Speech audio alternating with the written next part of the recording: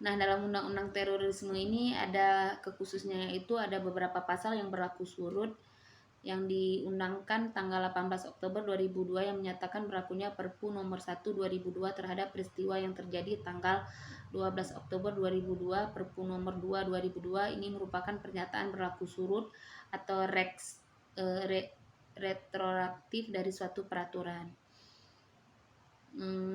Di mana undang-undang ini diberlakukan surut ya karena adanya kasus pada 12 Oktober 2002 di Indonesia.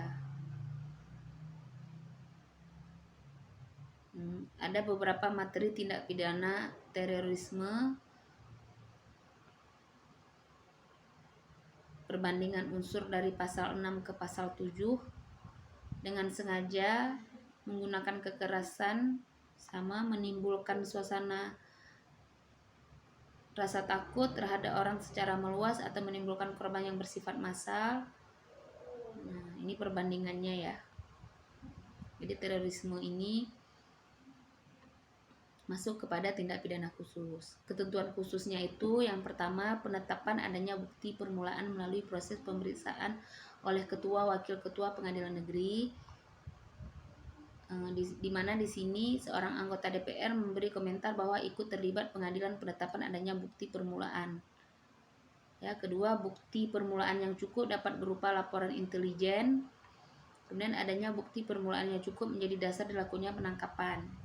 Penangkapan paling lama itu 7 kali 24 jam khususannya. Jadi tidak boleh lama-lama dia.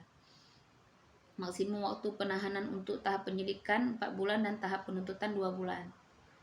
Ya, perluasan alat bukti ada pada pasal 27. Alat bukti sebagaimana yang masuk dalam hubungan hukum acara pidana. Alat bukti lain berupa informasi yang diucapkan, dikirim, diterima, atau disimpan secara elektronik. Alat bukti nanti kembali masuk kepada alat bukti. Kemudian pemblokiran harta kekayaan, rahasia bank tidak berlaku berdasarkan permintaan penyidik. Saksi dan orang lain yang bersangkutan dengan tindak pidana terorisme dilarang menyebutkan nama, alamat, dan semua hal yang lain membuka identitas si pelapor. Jadi di sini tidak boleh. Kemudian kekhususannya ada kerjasama internasional, karena mengingat terorisme ini tidak khusus lingkup nasional dia.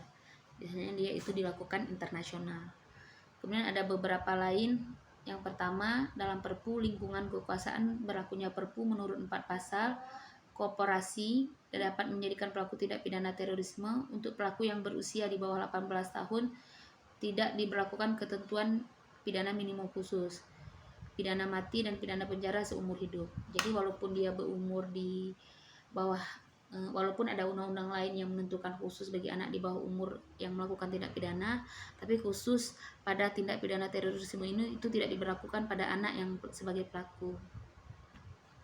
Kemudian dalam bab ini juga kekhususan lainnya ada diatur tentang kompensasi, restitusi, dan rehabilitasi bagi korban. Nah, sedangkan terorisme itu nanti dibaca sendiri ya, sejarah, artinya mungkin kalian sebagai polisi juga sudah tahu, tidak perlu Ibu jelaskan lagi. Nah, itu jadi beberapa tindak pidana yang masuk kepada tindak pidana khusus. Khususnya ini ada pasal-pasal yang dikhususkan atau ada pasal-pasal perluasan sehingga perlu ada undang-undang yang mengaturnya lebih khusus. Maka disebut dengan pidana khusus. Sekian dan terima kasih mata kuliah tindak pidana khusus ini. Nanti mungkin setelah ini mungkin ke depan akan ada lagi undang-undang lain yang masuk kepada pidana khusus.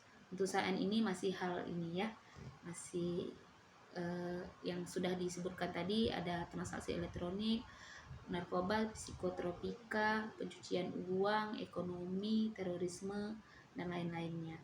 Nah, itu yang masih masuk kepada tindak pidana khusus. Sekian dan terima kasih. Wabillahi taufiq wal hidayah. Assalamualaikum warahmatullahi wabarakatuh.